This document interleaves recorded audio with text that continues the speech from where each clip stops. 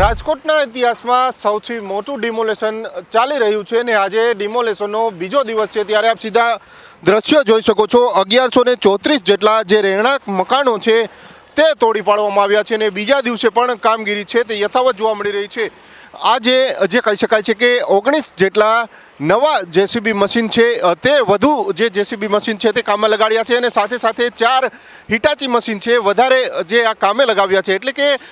જે 70થી વધુ જેસીબી મશીનો છે તે કામે લાગ્યા છે અને હિટાચી મશીનો છે તે કામે લાગ્યા છે। આજે સાંજ સુધીમાં એટલે કે 4 થી 5 વાગ્યા સુધીમાં કામગીરી પૂર્ણ થાય તેવી શક્યતાઓ છે તે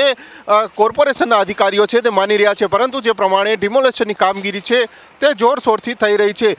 ગઈકાલથી અત્યાર સુધીમાં એક પણ જે કહી શકાય છે કે અનિચ્છનીય બનાવ છે તે સામે આવ્યો નથી। પોલીસનો પણ ચુસ્ત બંદોબસ્ત છે તે જોવા મળી રહ્યો છે અને સાથે સાથે જે ડિમોલેશનમાં જે પ્રકારની કામગીરી છે તે યથાવત જોવા મળી રહી છે। ગઈકાલે સાંજે 6 વાગ્યા સુધી આ ડિમોલેશનની કામગીરી છે તે શરૂ થઈ હતી અને ત્યારબાદ રાત્રિએ બંધ કરવામાં આવી હતી, પરંતુ આજે વહેલી સવારથી જ એટલે કે બીજા દિવસે સવારથી જ હાલ આ ડિમોલેશનની કામગીરી છે તે કરવામાં આવી રહી છે અને 1134 જેટલા મકાનો છે તે અત્યાર સુધીમાં એટલે કે ગઈકાલથી આજે બીજા દિવસ સુધીમાં તોડી પાડવામાં આવ્યા છે અને હજુ પણ જે 300થી 400 જે મકાનો રહ્યા છે તે તોડવાની કામગીરી છે તે યથાવત જોવા મળી રહી છે, પરંતુ જે કાટમાળ છે તે દૂર કરવો તે સૌથી મોટી સમસ્યા છે, કારણ કે જે આ ડિમોલેશન થઈ ગયા બાદનો જે કાટમાળ છે તે હટાવવાની કામગીરી હજુ પણ 1 થી 2 દિવસ સુધી ચાલે તેવી પૂરેપૂરી શક્યતાઓ છે, કારણ કે જે પ્રમાણેનું ડિમોલેશન થઈ રહ્યું છે એટલે કે ખૂબ જ ઝડપી ડિમોલેશન છે તે કરવામાં આવી રહ્યું છે। સાથે સાથે 1134 મકાનો છે તે તોડી પાડવામાં આવ્યા છે, પરંતુ જે કાટમાળ છે તેના કારણે સ્થાનિકોને પણ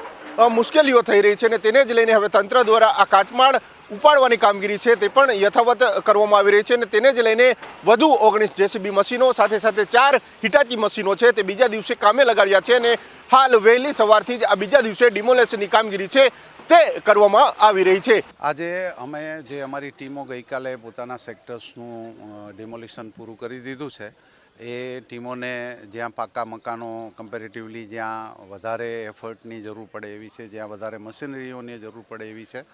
એ જગ્યાએ ડિપ્લોય કરી થોડી એડિશનલ મશીનરી અમે 19 વધારાના જેસીબી અને 5 વધારાના હિટાચી આજે ડિપ્લોય કર્યા છે, કેમ કે ખૂબ પાકા મકાનો છે। એક 5 માળનું મકાન છે, બીજા 3 માળના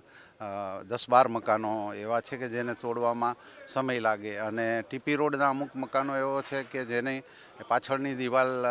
જે કાયદેસરના મકાનો છે એની સાથે શેર થાય છે, તો એને તોડવામાં પણ આપણે કાળજીપૂર્વક પેલું કરવું પડે, જેથી જે લોકોનું મકાન તોડવાનું નથી એની પ્રોપર્ટી ક્ષતિગ્રસ્ત ન થાય। એટલે આજે સવારે 7:30 વાગ્યાથી ફરીથી અમારી બધી ટીમો મોબિલાઇઝ થઈ અને અહીંયા જંગલેશ્વર વિસ્તારમાં કામે લાગી ગઈ છે।